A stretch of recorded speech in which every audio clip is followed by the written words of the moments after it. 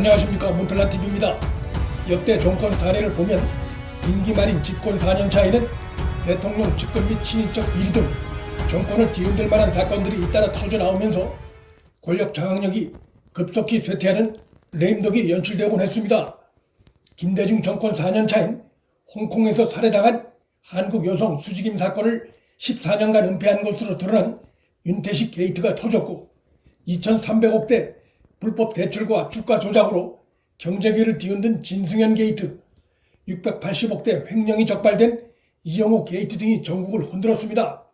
노무현 정권 4년 차인 2006년엔 사행성 게임 바다 이야기가 전국적으로 퍼지면서 그 배후에 노무현 대통령의 측근들이 관련됐다는 소문이 꼬리에 꼬리를 물었습니다. 집권 4년 차를 맞은 문재인 정권에게서 권력 비리 냄새가 풀풀 나고 있습니다. 대규모 환매 중단 사태를 초래한 옵티머스 자산운용 사건을 둘러싸고 이 회사 한양대 출신들과 권력과의 유착의혹이 갈수록 커지고 있음에도 사정당국이 적극적인 수사에 나서지 않고 있어 의혹은 더욱 커지고 있습니다. 옵티머스 설립자인 이혁진은 수사 도중 해외로 도피해 기소 중지 상태인데, 그가 미국에서 영사관을 들락거리며 버젓이 생활하고 있는 것이 확인됐음에도 사정당국이 국내 송환 절차 등 구속 조치할 움직임을 보이지 않고 있어 의구심이 확산되고 있습니다. 이혁진이 영사관에서 누굴 만나고 있는지, 또 혹시 영사관에 파견 나온 국정원 요원 등을 통해 누군가와 연락을 주고받고 있는 것은 아닌지 의혹이 커져가고 있습니다. 그렇지 않다면 기소 중지돼 사실상 쫓기는 입장에 있는 이혁진이 버젓이 영사관을 들락거리는 것은 이해하기 어렵습니다. 이혁진은 2017년 7월 회사를 강탈당해 환매 중단 사태와 자신은 무관하다고 주장하고 있으나 해외 도피 시점이 2018년 3월이라는 점, 또 문재인 해외 순방 장소에 나타나 금융위원장을 상대로 로비를 한 사실이 드러나 이혁진의 주장은 액면 그대로 받아들이기가 어렵게 됐습니다. 70억 원대 횡령과 조세 포탈 등 5건의 혐의로 검찰 수사를 받고 있던 이혁진이 대통령 해외 순방 장소에서 금융위원장과 둘이 만난 사실 자체가 매우 수상하고 권력의 배후 개입을 의심해보게 하는 부적절한 장면이 아닐 수 없습니다. 이혁진이 당시 최종구 금융위원장을 만나 무슨 대화를 나눈 것인지, 그 자세한 내용이 무엇인지는 반드시 밝혀져야 할 것입니다.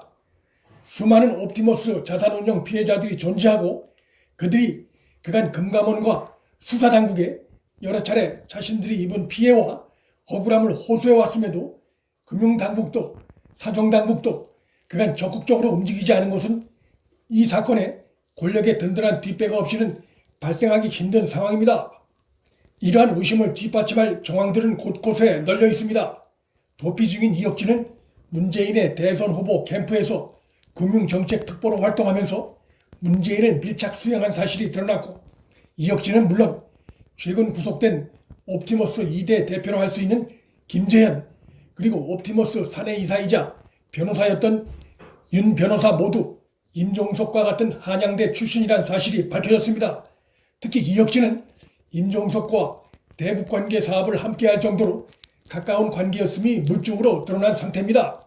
이혁진이 70억 원대 횡령 혐의를 받고 있는데, 그가 여당에서 정치를 한 이력으로 볼 때 그 횡령한 돈 중의 일부가 여권으로 흘러갔을 가능성도 의심되고 있습니다.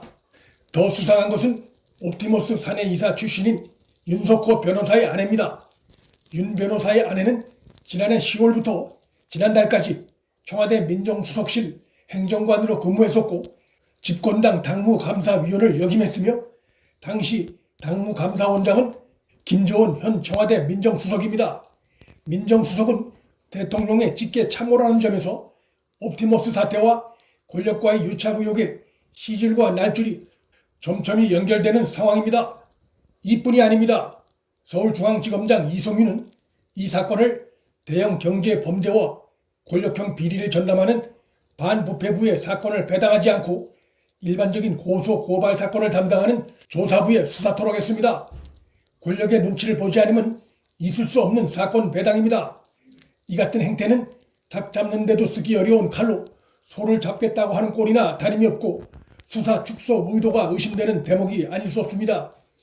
최근 구속된 옵티머스 사내 변호사였던 윤석호 변호사의 변호인은 최근 영장실질 심사가 끝난 뒤 취재진에게 이렇게 말했습니다.